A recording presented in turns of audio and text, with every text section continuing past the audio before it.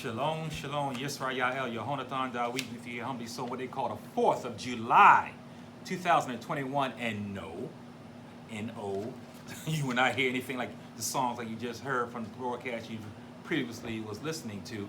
See, it's all about perspective.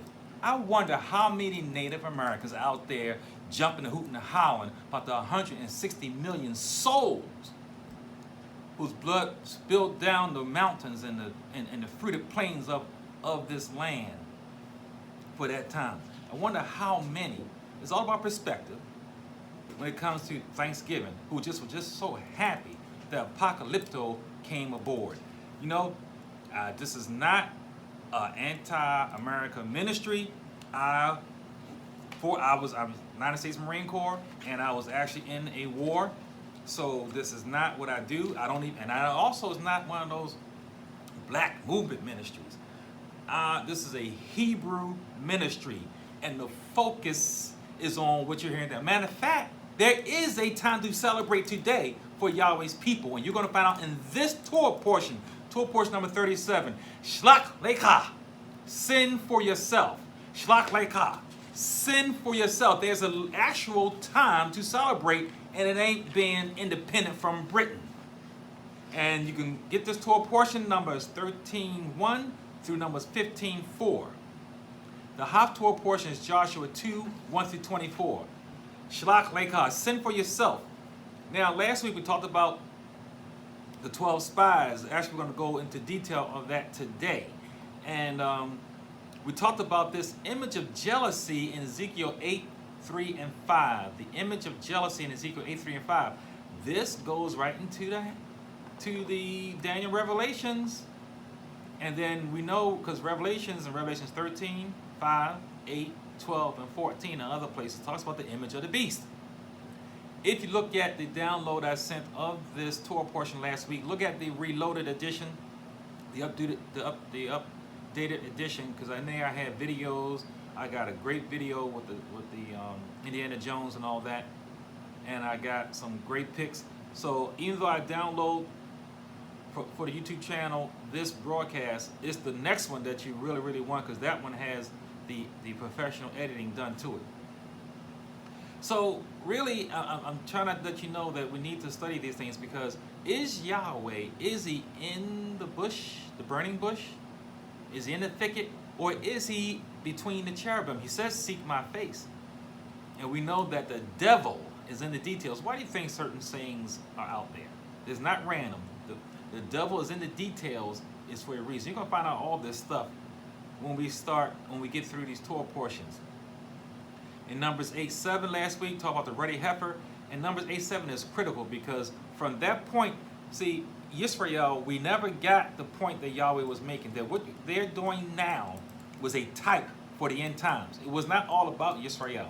In themselves, they were nothing special of themselves. Like the song says, there's nothing I can do without Yahshua on my side. And they was not getting it, is that really it wasn't about them. This was something bigger. And this covenant they had was with blood, sacrificing of innocent animals. It was going to change over to water, which is an eternal covenant. Go from a good covenant to a better covenant, from blood to water. And so that Numbers 8:7 is critical, because it introduces the ruddy heifer. And I did a broadcast on the ruddy heifer, and I do a teaching on the ruddy heifer that you're not hearing anywhere else. Also talks about the silver trumpets last week. Again, something to look for in Revelations about these silver trumpets. This is important. That's why go through these Torah portions with me, so you can get a leg up on those who think they know the end time prophecies. We talked about the Erev Rav and how they constantly we followed them. They incited us from the outskirts. And I looked up the terms Hebrew number 7097, Hebrew number 7096, because it means to mixed in, cut short, scrape off. And that's what these Erev Rav are. They're going to be cut off, scraped off. They are the ends. They are the outskirts, and we need to stop following them. And they always are like tares with the wheat. They're in your camps. And you need good leadership, good, strong leadership to rid them out, to know who they are, and to watch for this. We talked about how Miriam got stricken because of her blasphemy. Well, not blasphemy, but leading out against Moshe, her brother, for the Cushite wife. Now let's go into start. Now in chapter 13, verse 2, we see that Yahweh tells Moshe, go ahead and get 12 spies to send out. But that's not really how it went. The backdrop to that, you have to go to Deuteronomy 1. All right, so what really happened was not that Yahweh said, hey, go send spies out before you go, because Yahweh told them take the land. Straight up, go ye forth and take the land. But no, they wanted spies. So here's the backdrop. Go to Deuteronomy 1, verses 21 through 23.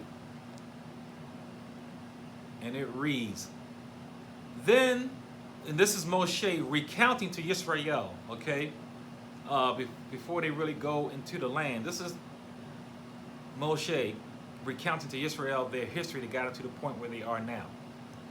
And it says in Deuteronomy 1, 21 to 23, look, Yahweh your mighty one has set the land before you. Go up and possess it, as Yahweh Elohim of your fathers has spoken to you. Do not fear or be discouraged. And every one of you came near to me and said, let us send men before us and let them search out the land for us and bring back word to us of the way by which we should go up and the cities into which we should come. The plan pleased me well, so I took 12 of your men, one man from each tribe. So that's how that went. They pleaded upon Moshe, and he went on and allowed it. That was not originally what it was. See, here's the thing. I'm going to give you a parable from an old sage. Here's how it goes. A traveler wanted to buy a man's donkey, but says he must first test it. The man enthusiastically agrees. The traveler asks, may I take it to both mountains and valleys? Oh, of course, responded the seller. Seeing this confidence, the traveler loses all doubts of the donkey's merits and buys it without testing it. And he is later satisfied. See, so he saw how, you know, the seller didn't mind him testing it. He said, test it on mountains and valleys. I don't care, go ahead. Because I know when you come back, you're going to want this donkey, because this donkey is all of that. And that's what Moshe was doing with Israel. Hey, listen, you want me to send out people? They're just going to tell you what we already know. Go ahead. I'll get 12 men from each one of your tribes. But you know what? As is our history, our leadership failed us. And once again, we took Moses on that. We took him up on it. So Moshe had to stick to his word and go get 12 men. Now, he was taken aback by this because he thought his ring of endorsement would have them just like this traveler here and says, no, we don't need it. We trust Yahweh for a change. Oh, go figure that. Imagine that, trusting Yahweh. The one who just got you a year ago through the Sea of Reed. The whole sea opened up. Where has that ever happened for anybody ever before, ever?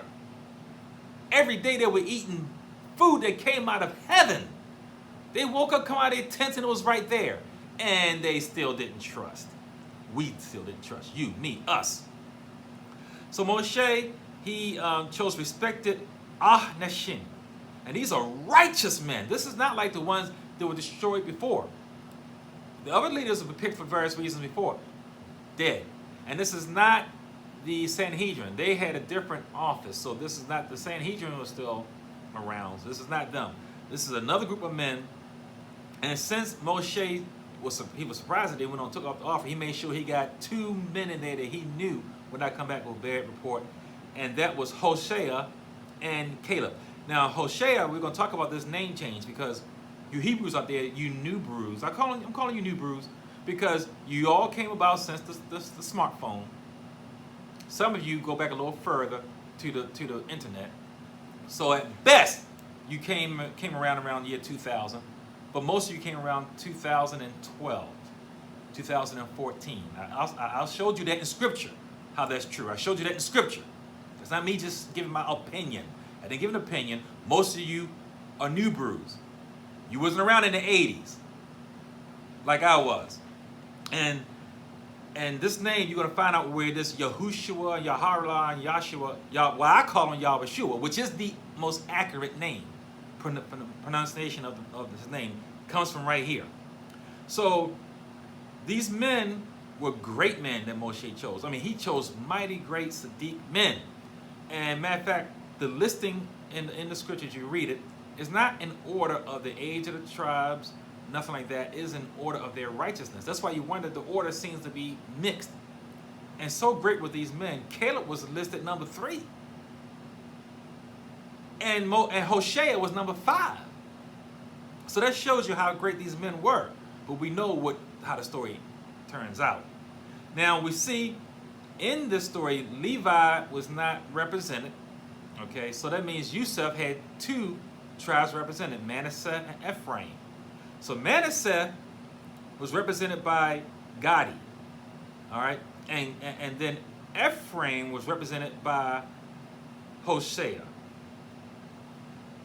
Now we know that the 2 sticks that come together is going to be Yehuda and Ephraim.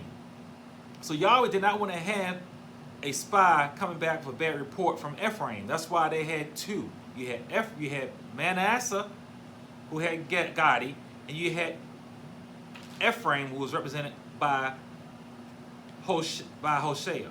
Then we know Yehuda, Caleb came from Yehuda. So again, this is prophecy, end-time prophecy in Daniel Revelations of these 2 sticks. You got 2 sticks represented here. So we see that these 2 are taken and the 12 go out. And the time in verse 20, let's read verse 20 of chapter 13. And I want to take time to read that because it gives us a time period when this happened that speaks to the end time of Daniel Revelations. In chapter 13, verse 20, it's simply, this is something you read over, don't even think about. It says, go out, he said, whether the land is rich, this is Moshe talking, or poor, whether there are forests there are or not, be of good courage, and bring some of the fruit of the land. Now the town was the season of the first ripe grapes. Interesting. Most people just read on through that and not realize, why did the Torah take time to let us know exactly when this time was? It was about this time here. Okay, this is the first ripe grapes.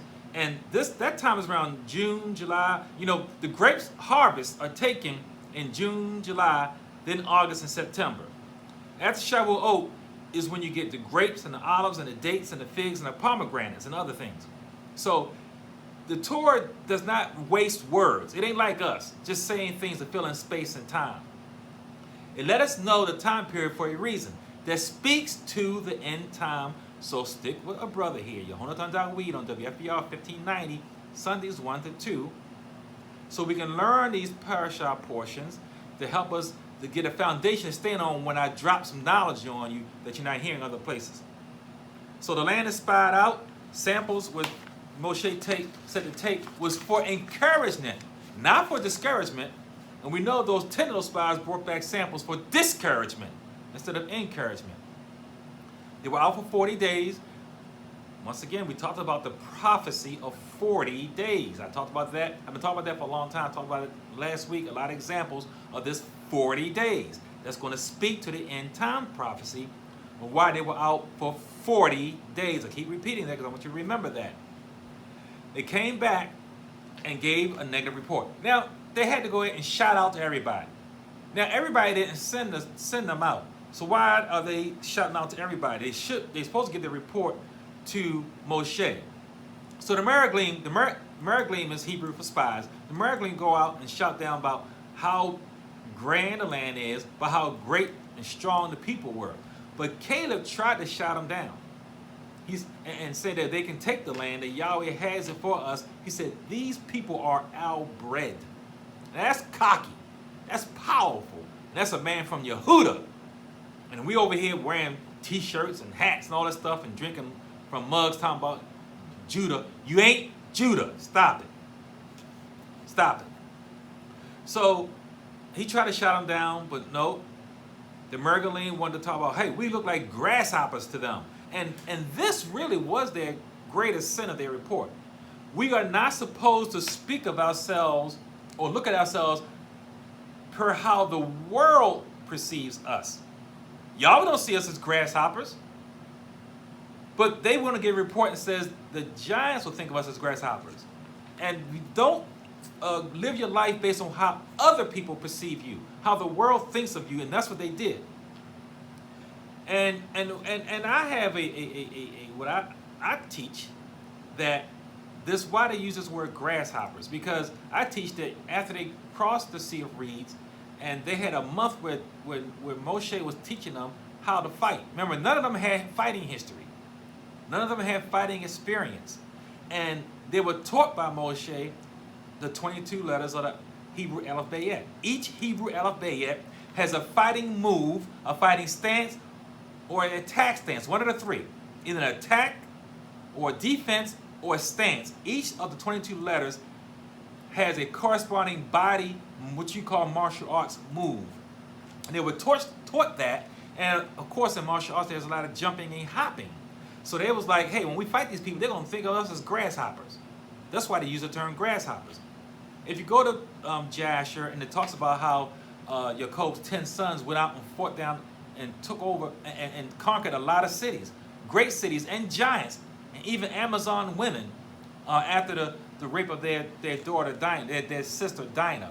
And also Moshe taught them the Yehuda yell. There's a certain kind of way we yell. And when we attack, when we fight, there's a certain voice we have, a commanding voice, a commanding yell. And all that was taught to them.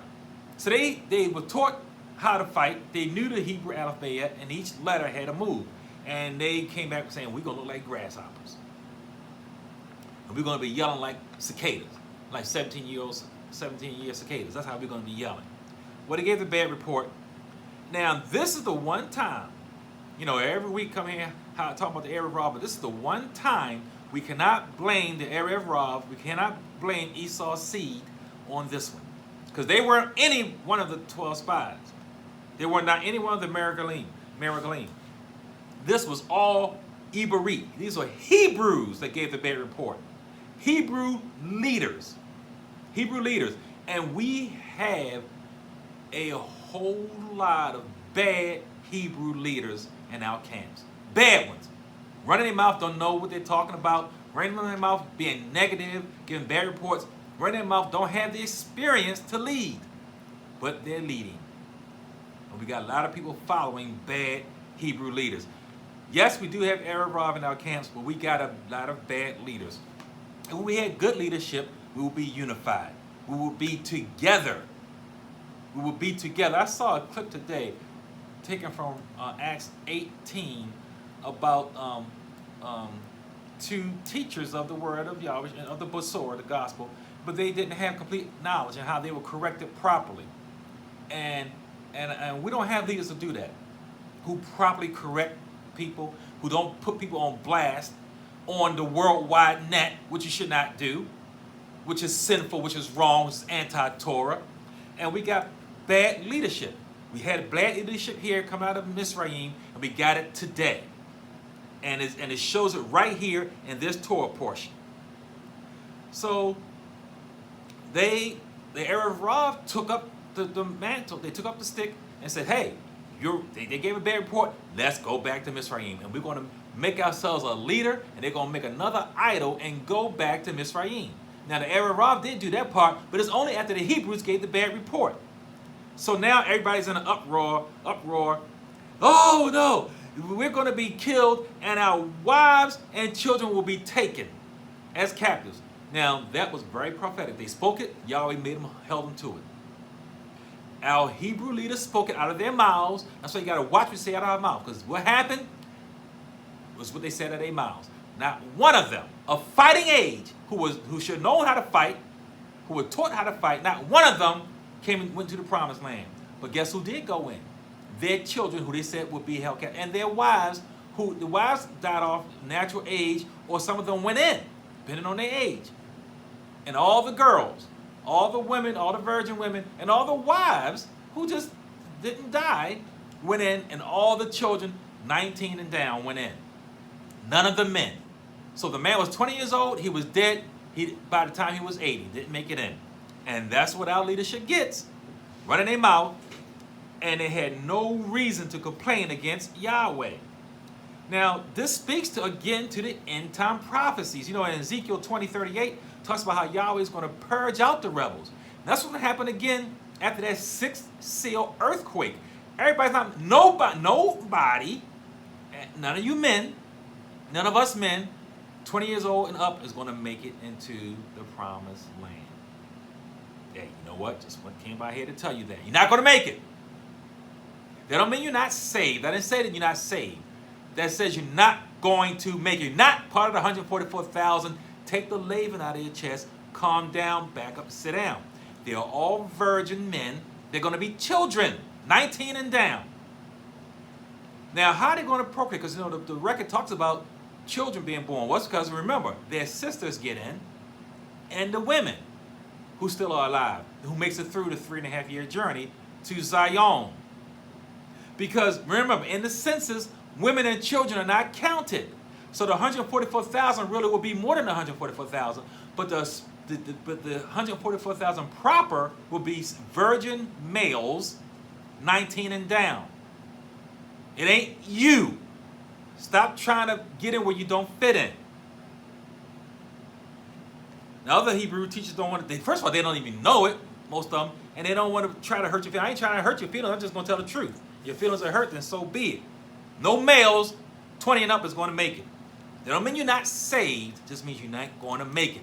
Look, the Torah didn't even, Moshe didn't make it, and how you better than Moshe? Moshe was the Torah, the law, and he didn't make it. So how prophetic is that?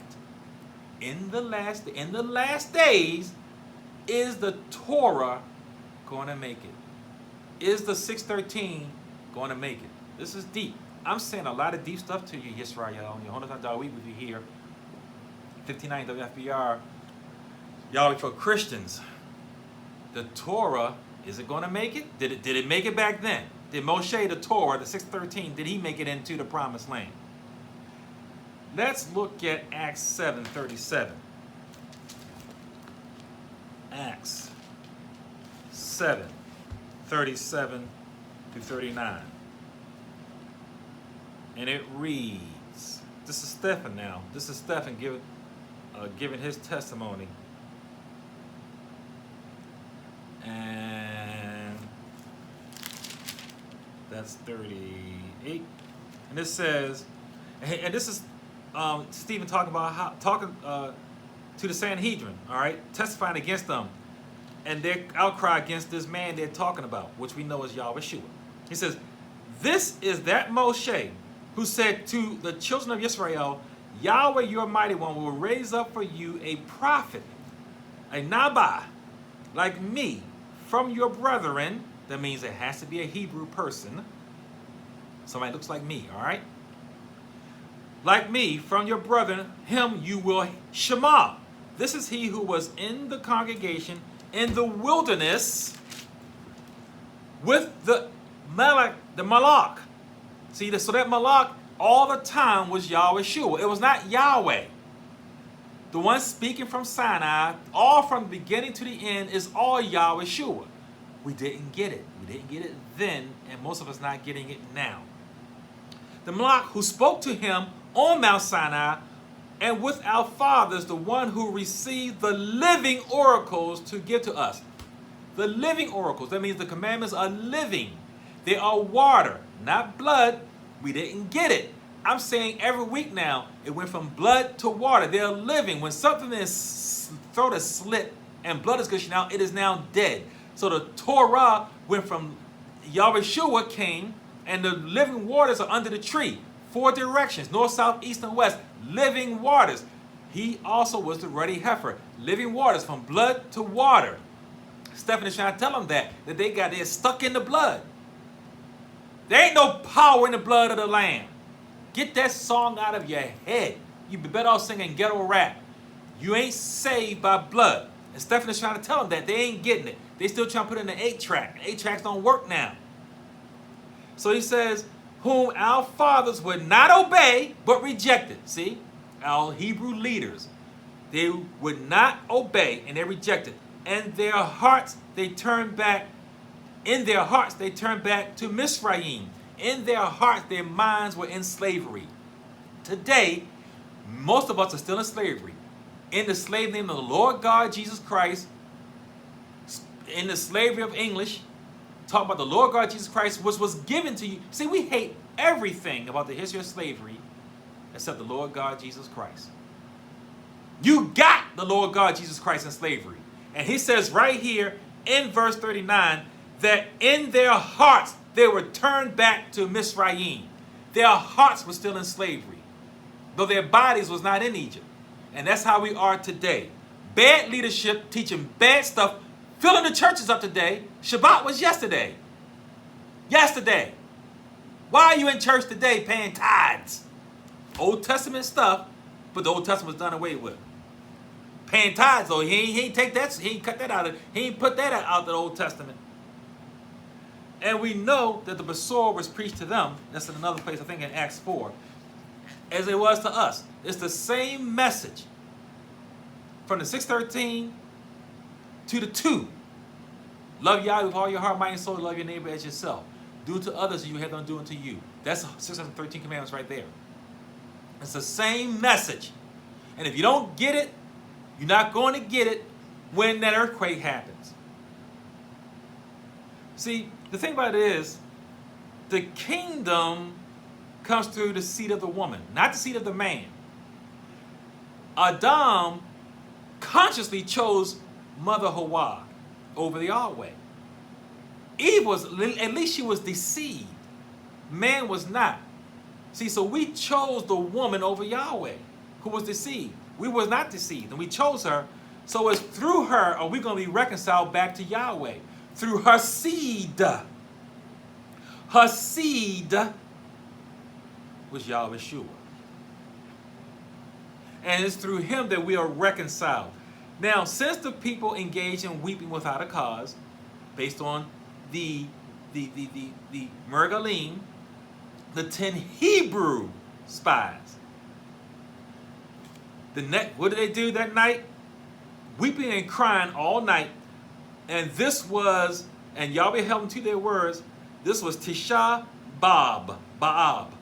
This is the 9th of what they call the 9th of Av. Tisha B'Av. Tisha B'Av. This is around July and August. Remember, I'm telling you that there is a time of celebration today around this time.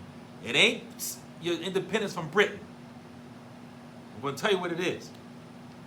So, the 9th of we cried and bemoaned Yahweh, saying that we're going to all be killed and we can't take the land.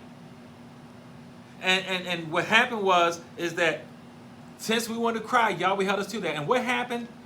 Not only the first, but the second temple, and a whole lot of other things in the history of our history, all happened on what they call the 9th of Av. The first temple was burned down, and the second temple was burned down, destroyed on the 9th of Av. This very time right here that they were crying and bemoaning that they couldn't take the land. What should have been happening is celebration and happiness that we want to take the land. Right now, July 4th, around this time, should have been a celebration of taking Eretz Yisrael, the Kodesh land of Israel. We should have been celebrating taking the land, not crying that we could not take the land. So now today, here in the land of slavery, we're celebrating our independence from Great Britain. How ironic is that? This is why I do these Torah portions, because they all said at a certain time. And if you notice, throughout the entire time I was doing these Torah portions at the beginning of the year, they all fit the time that we're in right now. This is a time of celebration. It is a time of celebration of taking the land. Taking the land. Taking the whole the Kodesh land with faith in Yahweh. Because Caleb said that, listen, if Yahweh delights in us, the victory is ours. That's what Caleb said. Caleb from Yehuda. Though we didn't listen.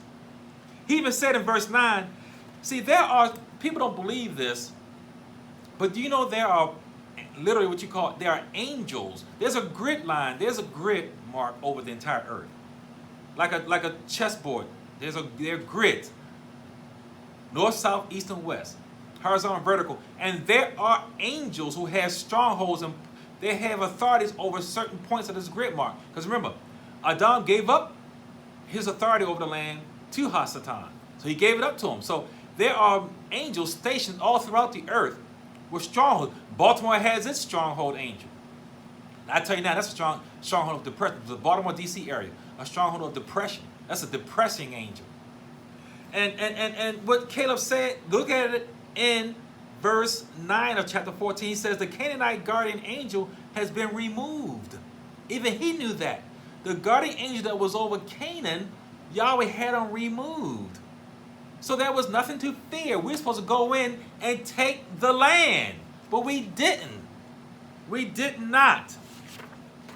We bemoaned on the 9th of Av, and that's why we have such a horrible history around this time, throughout our history. See, this is what our leaders have done.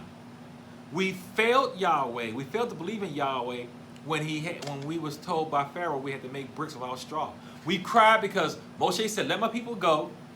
Pharaoh balked, and he got upset and said, now you got too much idle time on your hands. You go and make bricks of our straw. We cried then. We cried right there from day one. We cried at the Sea of Reeds. Just got through probably the greatest national miracle of all time. At that time, the sea opened up. And we go through and we cried at the sea on the other side, and then we cried on the other side after we got thirsty at Meribah, the salty waters. And we cried again another time later, and then Moshe had to hit the rock, get water out of the rock. Got him angry, hit it twice. We failed at Sinai. Yahweh came down to marry us, to marry our no good selves. Don't even deserve him. We didn't. But he came down to marry us with thunder and power and all his kabod. And what did we do? No. He only gave us 2 commandments, and we stopped. Moshe, we'll do whatever he says. You go up there, you deal with him, come tell us, and we got it. We got you. We failed, and then we got to 613. When he came down with that, we had him broken before he even gave him to us. We have a history of Yahweh of failing him, crying for water, crying for meat, bread coming down, don't even have to hunt. Walk outside your tent, bread right there from heaven with fresh olive oil in it. And see, this is how we do to this day. Let's talk about how we let our bellies rule us. This is important. This goes again to the last days. Romans 16:18. This is what Shaul said. Shaul said, for those who are such do not serve our master Yahweh HaMashiach, but their own belly, and by the smooth words and flattering speech deceive the hearts of the simple. See, our leaders serve their own belly. And then, hey, to back it up, 2 witnesses, Philippians 3:19. Philippians 3:19. And he says, whose end is destruction. Talking about our leaders who sacrifice, they put themselves up to keep us from having unity. See, we don't have unity because of our leaders. It says, whose end is destruction, whose God is their belly, and whose glory is in their shame, who set their mind on earthly things. We got leaders who set their minds on earthly things. And what is the whole mark of the beast about? Yes, we can get into all the details of it, but basically it's only one simple thing. It's accepting it so you can buy and sell. Forget all the details. Bottom line is, if you accept it, that means you can buy. That means go on with your normal life, like we are right now. And what are these bad leaders are doing? They are worshiping their own bellies. And they're leading us to destruction. For the simple, it says, though. See, don't be simple. Now, so Moshe had discernment. He saw that the spies were going to give this. He knew it. Once they accepted the offer, it was shocked him to go ahead and spy out the land. He said, uh-oh, they're going to actually do this? They want to do this? He changed Hoshea's name to Yahushua. And what does Yahushua name mean? Yah, he is salvation. Because he already knew he wasn't going in.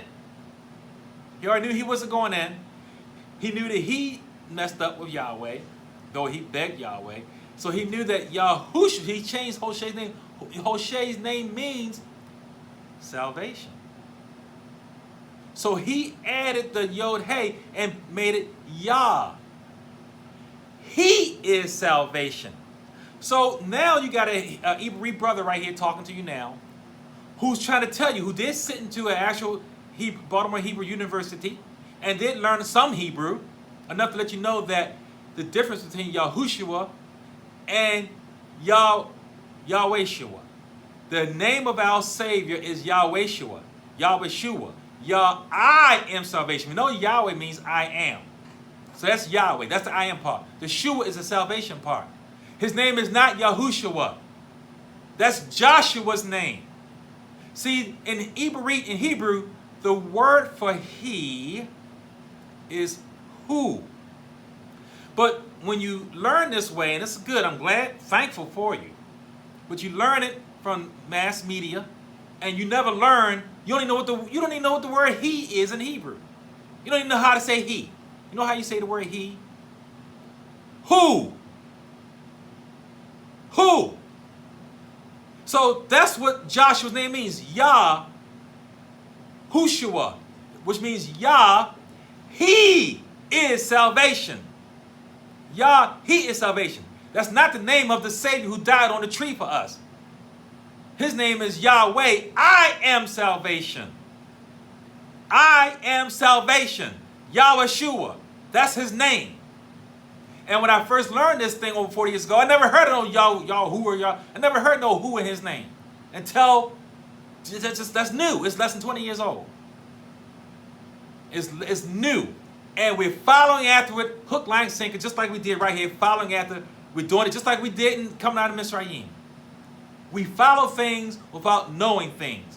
And I'm like the only one out there touting the truth on this. Like I'm the only man walking the earth who did sit in a class or two of actual literal Hebrew. Am I the only one? Yod Hey Wah Shem Wah Ayin. Yod Hey Wah Shem Wah. There's two Wahs in that name. Two Wahs. Ayin is Yahweh-Shua. Or Yahushua, depending on the context. Depending on the context. If it's talking about Joshua, the son of Nun, it's Yahushua. If it's talking about the one who created your tongue, is Yahweh-Shua. And Moshe with discernment, knowing that the Malach, knowing that the angel he was talking to was not Yahweh himself, but the one who's going to come back later like himself, to once again give us the Torah, living water, mayim, kai mayim, living water. This is deep stuff I'm giving you. Moshe knew he was giving the Torah in dome, blood. Moshe was the dome covenant, the blood covenant. Moshe knew that was going to get us into the kingdom. He himself, who is the lawgiver, did not make it into the promised land. He knew that a prophet, he said it in Deuteronomy, I just read it to you, that he's going to send it was quoted in Acts by Stephen. He got it, that he's going to send you a prophet like Moshe, and that was Yahweh-Shua, who's going to give you this same covenant in Kai Mayim, living waters. Living waters. Even I didn't get this until just years ago. I mean, I still thought, yes, I'm wearing CCs now. We're going to talk about that in a few minutes. But this is not salvation. If you have a relationship with Yahweh, you're going to get this. You're going to get it. Moshe, the blood covenant, or Yahweh-Shua, the water covenant. So we rebel constantly against Yahweh, putting them in a box. Oh, Yahweh's going to take us out of Egypt. Okay, Moshe's going to come till Pharaoh let us out and we go. That's the box we put him in. That's not what happened.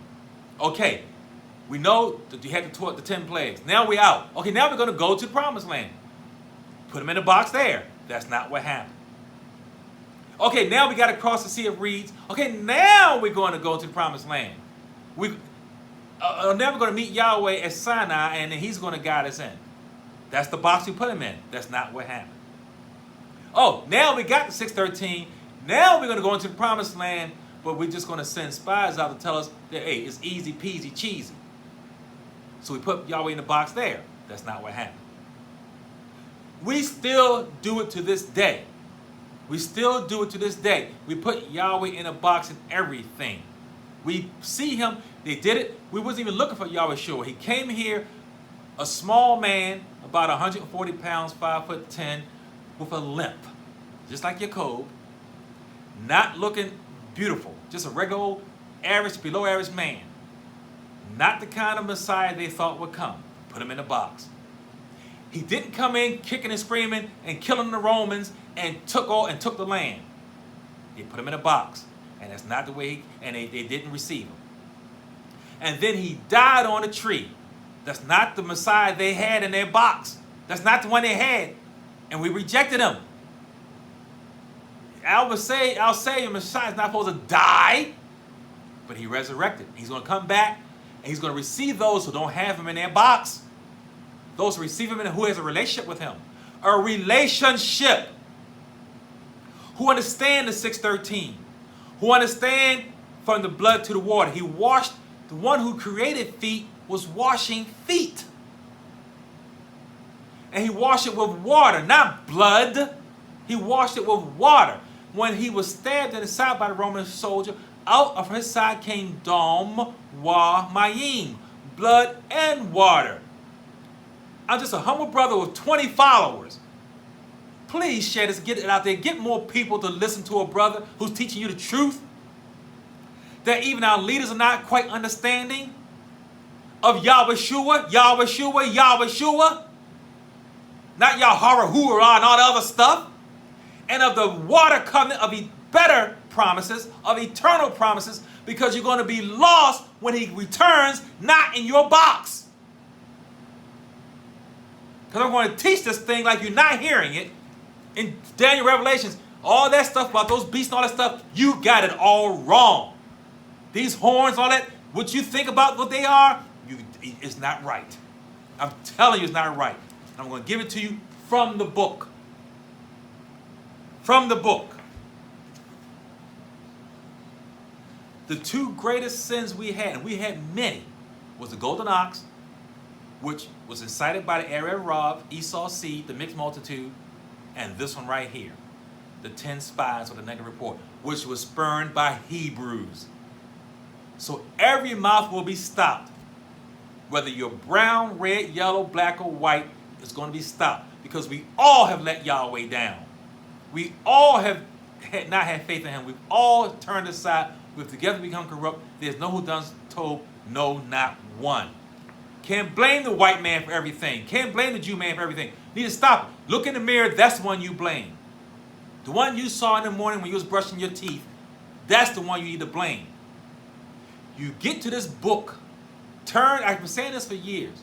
Turn down the sheets sometime. Leave your wife alone sometime. She ain't going nowhere. Leave her alone sometime. Get yourself together with Yahweh Shua.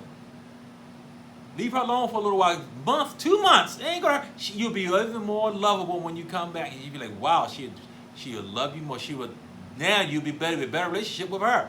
Because you spent time, or a month, 30 days. Leave her alone. 30 days. You spent it with Yahweh Shua. Turn down the plate sometime.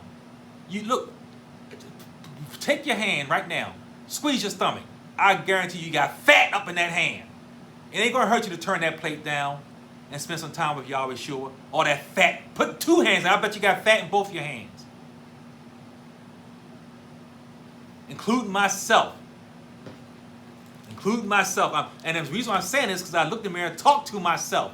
Ain't no worse critic of myself than me. Study this book.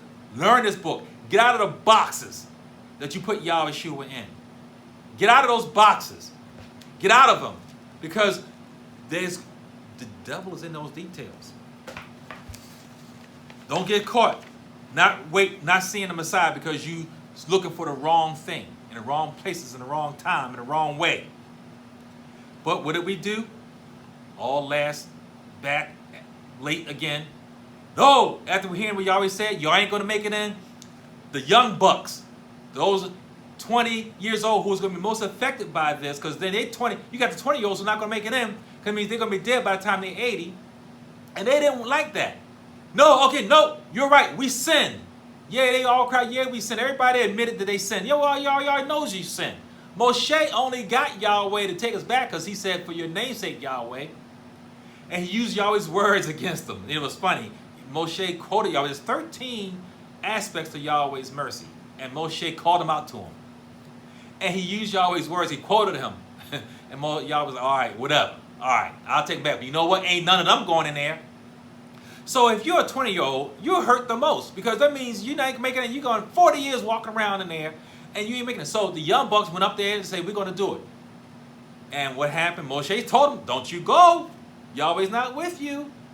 That cloud didn't leave from the ark to follow them or lead them. And they got it handed back to them. They got their buttocks handed back to them. They were killed. And the ones who didn't get killed came back torn up and humble. That's how we do. That's how we do. So after this, there was some... Yahweh tweaked some of those sacrifices that we talked about in Wayekra, Leviticus.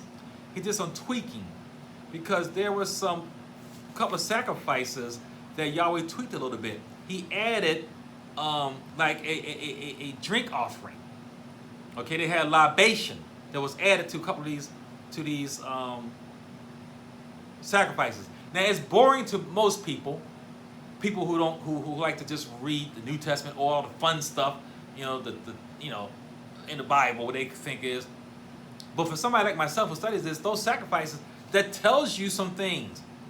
So they were added. There's something called, when Yahweh says the eyes of the assembly, he's talking about the Sanhedrin. So there are some sins that we commit as a nation that we don't know. So Yahweh made a way for us to be reconciled to him because we committed sins in ignorance, and Yahweh knows that. But now, since the sin of the 12 spies, Yahweh added a libation offering to that. But then there's in Numbers, the tweaking was this. In Leviticus, there was a sin offering. A bull was offered. There's a difference between a bull and what's offered today that Yahweh in this covenant in Numbers. They had to offer a he-goat. And there's a difference to that. That's going to speak to, again, Daniel and Revelations of why the bull is not offered, but the he-goat. And then, for those who sin as a nation, unbeknownst to them, we offer the she-goat. For individual unintentional sins, there's a she-goat offer. That's in verses 27 to 29, a she-goat. Why a she-goat? Again, remember, Eve was deceived, not Adam. So a she-goat for unintentional sin is offered for individual unintentional sin. As a nation, we offer the he-goat. Now remember, as a nation, we're considered female. Because a nation purified and clean, 144,000, is offered to Yahweh Shua. And it's a female. When we are a nation, we're a female. It's only when we are tribes that we're identified as males.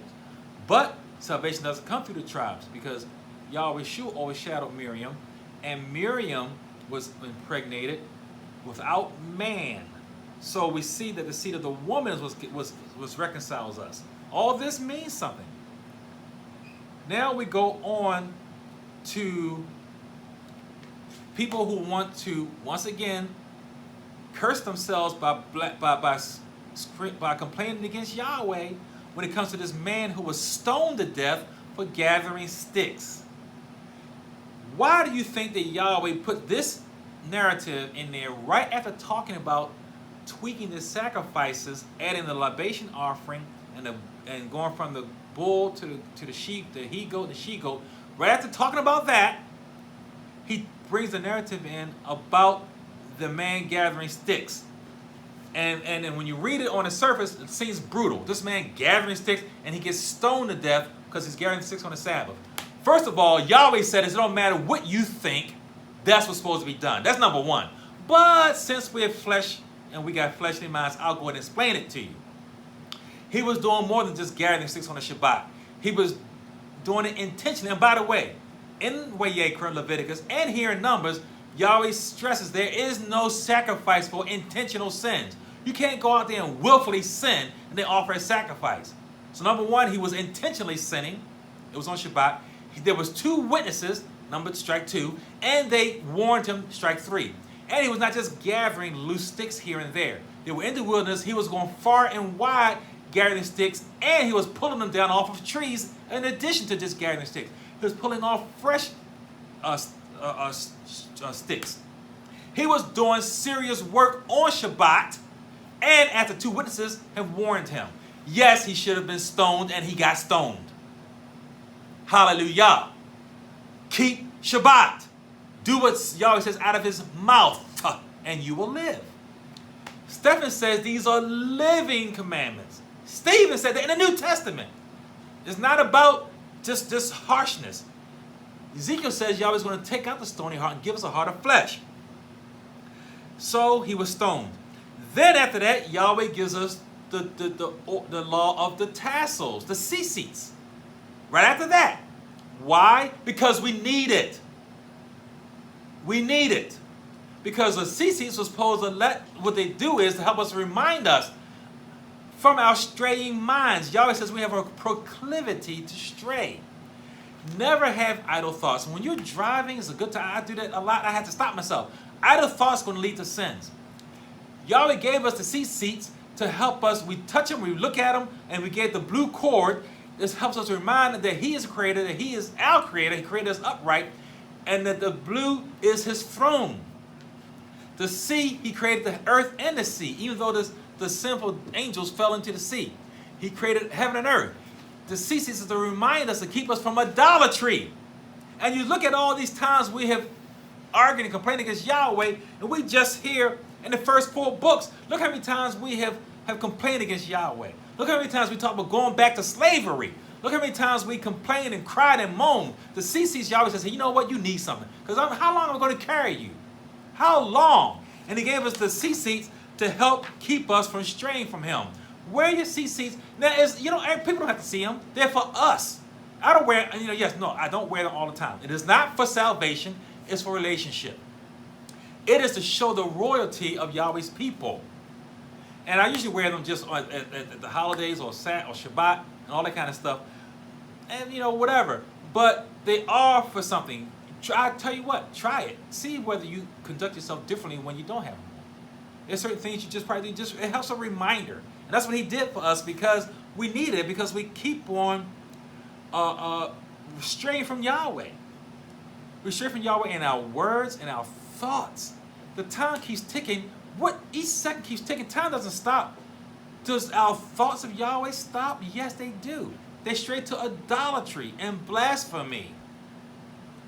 They stray from the foundational commandments of coveting. That's what they do. And by wearing, and he gave us this mandate, he says throughout all of our generations. And what they do is they confirm what Joshua, and Caleb confirmed. That Yahweh, our creator who delights in us, will give us the land. And when we don't wear them, it's easy to stray. All 12 of them saw the same thing. But 10 of them saw what their hearts saw. You see with your heart, not with your eyeballs. See, your eyeballs lead you astray, and they lead the flesh, the body, astray. Because they lead astray because they follow what the heart wants. But do you want to have a heart like Yahushua and Caleb that trusts Yahweh? And let the eyes see a heart that loves Yahweh Yeshua. So the flesh follows what is Sadiq, what is righteous, what is upright. And that's what we're to do. Let's not remember how we stray from the very beginning. As soon as the tent of meeting was up, what happened? You had that man and that woman having sex in their tents with the flap open in front of the tent of meeting. Right there, straying away. You had that remember that blasphemer? Blasphemed Yahweh's name? He had to be killed. And we had this to follow the Shabbat, gathering the sticks and breaking them off the trees. He had to be stoned. Even Miriam spoke out against Moshe. And then next week we're going to talk about the next week's Torah portion, number 38. Man, we're rolling along. It's Korah. Korah. We know Korah, that his name means boldness, ice, hail, frost. His rebellion. How about Korah's rebellion against Moshe? We're going to talk about that next week. All these, we just have a heart of idolatry fornication, adultery, and blasphemy, and rebellion. And Jesus says Yahweh's going to purge out the rebellious ones. Rebellion is witchcraft. Anyone who practices rebellion is practicing witchcraft. And one of the things that helps us from doing all these things Yahweh says is, wear your CCs. Now, I posted, the beauty. It is very colorful Yahweh gives us. The beauty, we are physically beautiful. How we look, we are beautiful people. We have the whole ranges of colors of melanin. But even our tents were set up in colors. And I posted that, and it got very well received, how we looked. But also, the tent of meeting, how it was covered with this animal that we no longer can find, who had mixed color skin. And then we know that the ruddy heifer, this beautiful ruddy heifer. And then now we got this seat that has the blue cord.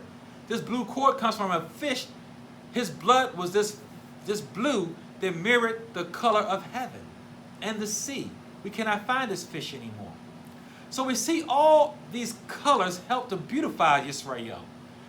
We looked beautiful. This is why Balaam couldn't curse us. We're going to talk about that. How Balaam looked at us and how we out there around the Mishkan, the domed tent. And we looked beautiful out there. So I want to talk about next week. We're going to Torah portion number 38. It's Korah. Until then, we're going to have, this is Yehonathan Dawid, Yahweh for Christians on 1590 WFBR. And again, I implore you, next week is Numbers 16:1 through 18:32. Numbers 16:1 through 18:32. Read it so you can get up to speed on it. What we're going to talk about next week. And this is Korah, who we know about that rebellion, which again is going to speak to the last days. Let me see if I can go to it. And let's talk about our years of wandering, our 39 remaining years of wandering. Even with that, Yahweh had mercy on us, not letting our shoes wear out nor our clothing. And he still feeds us, by the way.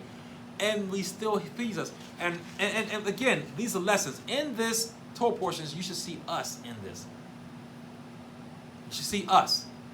The rebellion, the cries against Moshe. Look at ourselves and the patterns. I've been saying this before. Prophecy is not prediction. Not Jimmy the Greek. Prophecy is discernment of patterns. And that's all I'm doing here. Not trying to say I'm a nabbi, anything like that.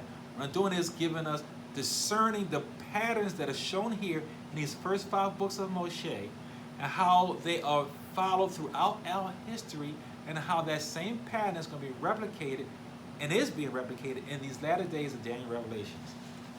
So our celebration day is not celebrating our independence from Great Britain. It's celebrating the taking of the land. Y'all know that we hear, like the man said in the brief broadcast before this, Shalom! Alakim, peace be on you.